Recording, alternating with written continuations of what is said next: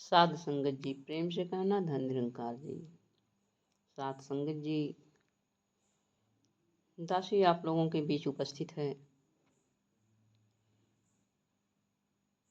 कुछ विचार लेकर के अपने और पराये सबसे प्यार कैसे करें। साध संगत जी, सदगुरु के चरणों में आने से पहले हमारा प्यार, हमारा प्रेम एक लिमिट था, एक दायरे में था। हम पढ़ा करते थे, सुना करते थे कि वस्तु कुटुंबकम, यानी पूरी धरती ही अपना परिवार है। केवल ये सुनने और कहने तक था, बात समझ में नहीं आती थी। लेकिन जैसे सतगुरु की शरण मिली, इनके द्वारा ब्रह्म ज्ञान की दात मिली, ये समझ आ गई, एक नूर है सबके अंदर, नर हो चाहे नारी, ब्राह्मण क्षत्रिय वैश्य शरीजे निक्की खलकत सारी। काया सबकी एक है जैसी, एक ही रब ने संवारी, जात पात के झगड़े कैसे कैसी लोकाचारी। सत्संग जी, ये समझ आ गया कि एक ही नूर परमात्मा का अंश है, सबके अंदर विराजमान है, यानी सभी को चला रहा है, परमात्मा का अंश है, परमात्मा से ही है तो परमात्मा ही है। सत्संग जी, ये समझ आ गई। जब सब में यही एक ही है तो फिर जाति कैसा, पाति कैसा, भेदभाव कैसा। इन सारी चीज़ों का बंधन टूटा, ऊंच नीच का बंधन टूटा, अमीर गरीब का बंधन टूटा। साथ संगत जी, हमारे प्रेम करने का भी दायरा बढ़ता चला गया, क्योंकि ये दायरा जो है परमात्मा का असीम है, निसीम है। जैसे फूल की सुगंध को प्राप्त करने के लिए जब हवा चलती है तो फूल की सुगंध को, फूल के पास हम ना जाएं तब भी हमारे पास तक आ जाती है। लेकिन इसका भी एक दायरा होता है, बहुत आगे तक नहीं जा सकती है। लेकिन जब हवा नहीं चलती है तो उस फूल के खुशबू को पाने के लिए हमें फूल की पंखुड़ियों को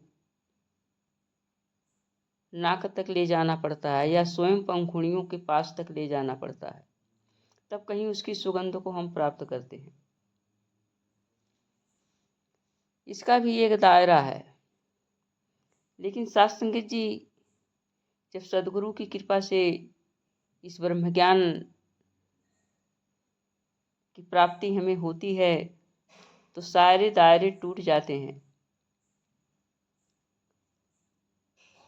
सृष्टि पर कोई कहीं पर हो, किसी भी जाति का हो, किसी भी धर्म का हो, लेकिन हमारे अंदर ये समझ आ गई कि एक परमात्मा की ये संतान है।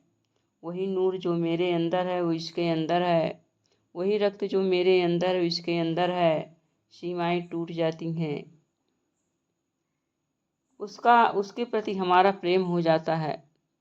साथ संगत जी, हम कहीं भी जाते हैं, किसी भी शहर में जाते हैं, विदेशों तक जाते हैं, हमें पता चल जाता है कि आगे वाला इस सदगुरु से जुड़ा है, निरंकारी मिशन से जुड़ा है, तो तुरंत हम उसके चरणों में नतमस्तक हो जाते हैं। वहाँ पर दायरे का कोई ध्यान नहीं रहता है। ये ध्यान नहीं रहता कि किस जाति का है, किस पांति का है, किस देश का रहने वाला है।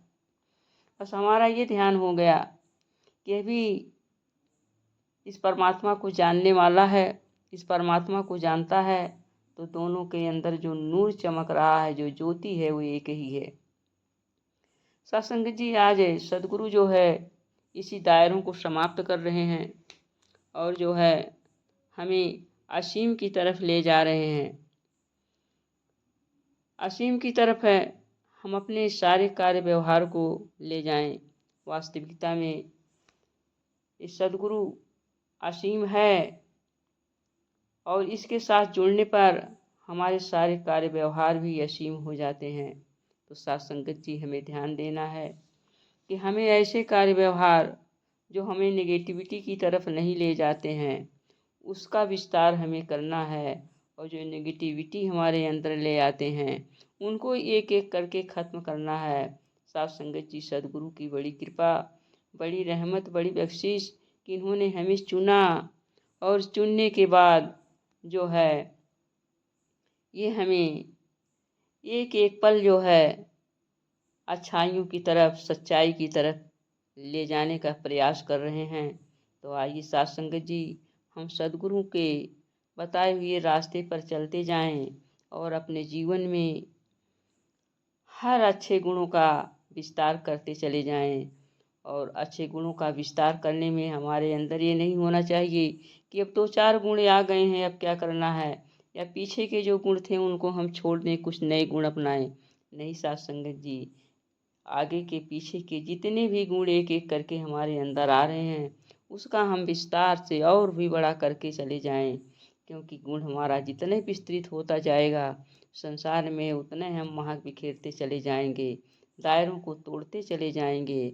आज सद्गुरु दीवारों को नहीं पुल को बना रहे हैं, क्योंकि दीवारें जो होती हैं वो बंधन का काम करती हैं, दायरे का काम करती हैं, और पुल जो होता है जोड़ने का काम करता है। तो हम पुल का काम करें, ना कि दीवार का काम करें, तभी जो है सतगुरु का हमारे प्रति जो एक अपेक्षा है वो पूरा हो पाएगा।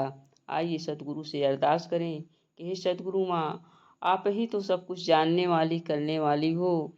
हमारे अंदर ऐसी लियाकत बख्शिए कि हम जो है दायरों में ना रह करके असीम की तरफ बढ़ते चले जाएं। प्यार से कहना, धन निरंकार जी।